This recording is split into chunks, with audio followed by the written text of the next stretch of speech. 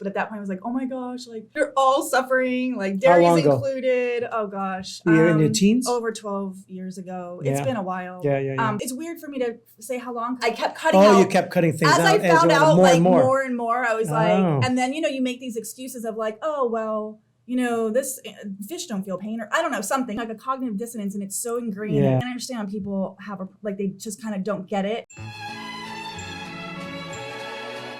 How do you use the power of media to influence this positive change? Because you had a show called Vegan Chicks. Thank you for bringing that. Yes, Vegan Chicks.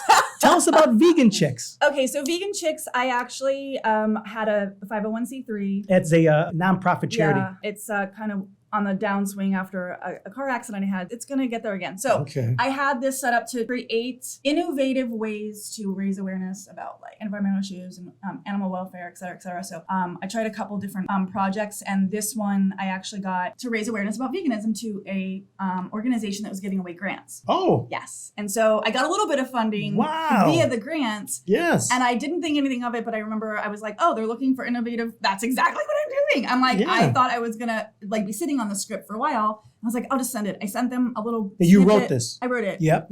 I sent them like one episode, and it was a comedy. It was like the first ever vegan sitcom, Wow. So yeah, it was no like, animals were harmed in the making of the sitcom. No animals were harmed. I think we even had vegan catering, but yeah, I would assume. You're not going to be like, where's the beef? Like, subscribe, comment. Let me say, you are the real deal when it comes to veganism, all that. Because I remember a story. You went to my buddy Kurt Wimmer's house. Kurt was on the show also here. And I remember we were in the kitchen and there was some potato salad. And you're like, oh, is there any meat in the potato salad? I'm like, I don't think so. It's potatoes and salad. I don't think so. We verified with someone else. We verified with somebody. Yeah, no, there's nothing in there. I said, great. So then you start eating it. You're like, oh, this is, it's pretty good. Well, I didn't say I had a bite or two. You had a bite. You didn't say that. You had a bite. Okay, maybe two. And then Kurt's mother, who made the potato salad, walked in, and I said, by the way, there's no meat in this. She goes, no, there's no meat, just a little bacon. God bless you, Angela. I felt so bad for you. Your face went like, and then the tears started coming down your face. I'm like, okay, listen, it's okay. You didn't know. It's okay. You just spit it out. It's okay. The animal didn't know. You're not mean to the animal. And I saw how much it affected you by accidentally eating that. And I always felt bad from that. I still tell the story to people because it's really funny. And I feel bad. And I just want to say, I'm sorry on behalf of Kurt's mother, Kurt, myself, and anybody else who ever told people there was no beef in something or meat, and there was, so.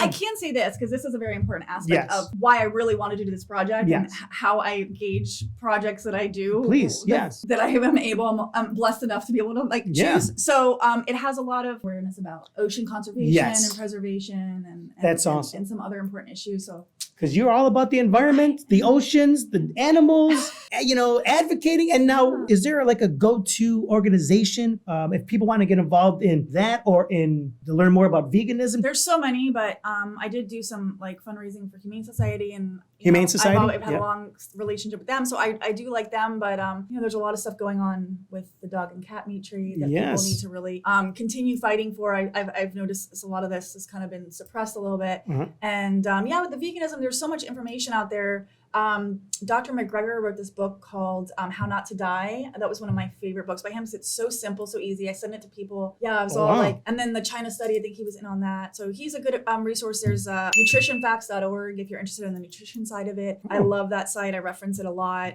There's so many great that's awesome. Plant-based doctors. And then also the documentaries. Okay, so I have to plug these because I love them. Please. There is What the Health, and there's What the Health. The Game Changers is like a fun version, and a little bit more geared towards men since there's so much like propaganda, like getting men into thinking they have to have meat and all this stuff. Yes. And then Earthlings, obviously, Earthlings is more about the animal aspect. And then there's a few others. So yeah.